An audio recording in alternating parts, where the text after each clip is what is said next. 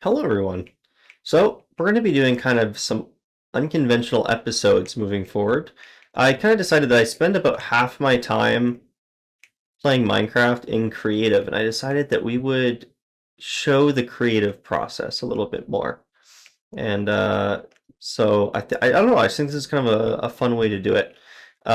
Today, we're going to be working on a project I've already started because I had this idea partially through making it. Basically, I found out about these slot machines. I did not make this design. This is someone else's design. And I thought it was really cool how you could like build function into like a decorative machine.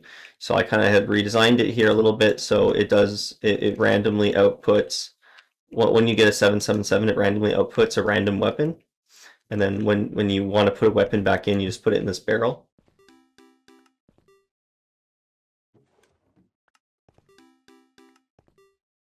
Okay, it doesn't work entirely. I never opened the barrel. So I had a similar idea. Now, oh, it's on. It's oxidizing now. With this guy here, where I make a vending machine that when I press this button, that's hidden smartly behind the control panel of the vending machine. I'm realizing I pushed the golden carrot out using armor stands. I'm just breaking everything today. But when I press this button, it'll dispense. I kind of like the randomness of this. I think that's kind of fun. But it's going to dispense a stack of a random food type. And then I should be able to put as many types of food, uh, different random types as I want. And now I have most of the components for this figured out. It's a little messy. But what I have right now is, so to start with, I have this, which spits out a stack of items. For now, what I'm kind of doing is I'm trying to figure out how to randomly dispense a stack of items quickly. The randomness is a bit of a difficulty. So what I'm kind of thinking of is if I have a module that pulses, I think it's 4 times 8 is 32, so it needs to pulse 8 times. So if this pulses 8 times, then, or I mean, these two pulse 4 times, however you want to look at it. So I could have one side pulse 8 times, or I could have both sides pulse 4 times. It'll drop a stack of food into here. It'll automatically refill it here. So basically, like this is what will be connected to the button. And then once this finishes, it needs to randomly shoot 64 of some item and get it back into the system, just randomly. So now my very how do you want to call it? Trivial solution. My very trivial solution. So this is like going to be the most naive solution I could come up with. So this is like my initial thoughts. It was originally to have a bunch of these that pulse multiple times, but then I kind of realized I'm like basically if I'm going to make it pulse multiple times, I'm going to need to have a clock anyways. So I think it would make more sense just to have one thing that pulses 64 times. And I think what's going to trigger the pulse is I can have up to 9 food items, and then I'll have a dropper like somewhere like up here that drops into a water stream that uses item sorters, and I can have up to 9 random food items. And depending on like which item this randomly drops, then it will spit out that specific stack of food, if that makes any sense. So I'm going to use the randomness of a dropper to promote the randomness of the item. And I think that kind of makes sense.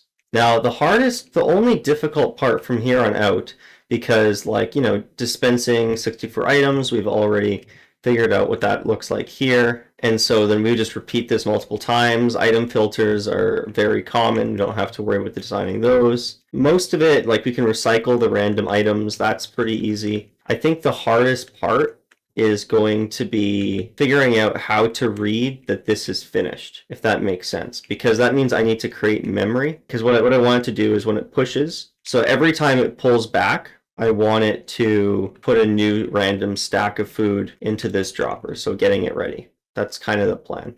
Now, you're probably wondering, like, the reset time is going to be pretty atrocious. And that's the thing I'm struggling with most, because my limiting factor is being able to make sure I'm only outputting one type of food. Because like it would be a lot easier if I was just outputting a random set of 64 items. The thing is, I want it to all be the same type of food. I think I'm going to be pretty much restricted to the amount of time of filling this up with a stack of new items. I think that's going to be my primary limiting factor. I've played around with the idea of multiple droppers. So if I had 4 droppers, then I could put it out in a quarter of the time. And then it should also be able to refill faster. But then I would need to build things in parallel, and then it would get really large. And that's just also just super messy. It's just super gross. So that's kind of like a large limiting factor there. So for right now, what I think I want to do is I want to just get this design as kind of clean as I can make it. And then what I'll do is then worry about optimization time-wise. But the reality is this isn't going to be the place I normally get my food. It'll be like kind of like at the beginning of the episode, we'll see what we're eating. At the beginning of the episode, we'll see what weapon we're running. It has been built. I think this will work. All right. Instead of doing the memory management system, I realized that was a total overcomplication. I just have to have these spit out automatically and then just block them from going through until after this is done spitting out. Oh, I just realized I made a mistake. So basically, so we'll test this. So I pull this, it starts spitting out the cookies. They're going all over the place. And this should give me 63 cookies because unfortunately I can't make it do exactly 64. And then now this should be, oh, this is a complication. It's going through too quickly. Uh-huh. All right, we got it. We figured it out. We're gonna do it like this. Okay, now let's test this. It's filled with a stack of items. We press this, it starts shooting out the carrots. Beautiful. 63 golden carrots. And then now this should already be refilling with, yeah, now it's cookies. So it randomly did cookies. And it's refilling with cookies. And then in a few seconds here, so this is working well. Okay, now let's see if this thing is almost ready. 63, beautiful. So after that wait time, it's good to go. And now this one should be filling up with pies, pumpkin pies. Beautiful. Look at this. This is a fully working vending machine now. Here yeah, this is, I'm really happy with this. It's way bigger than I expected it to be, but I really don't think it can be easily made very much smaller. All right, I think I got this thing all working. What I had to do was I realized I'm not able to detect a specific number of items because that's just not how Minecraft works.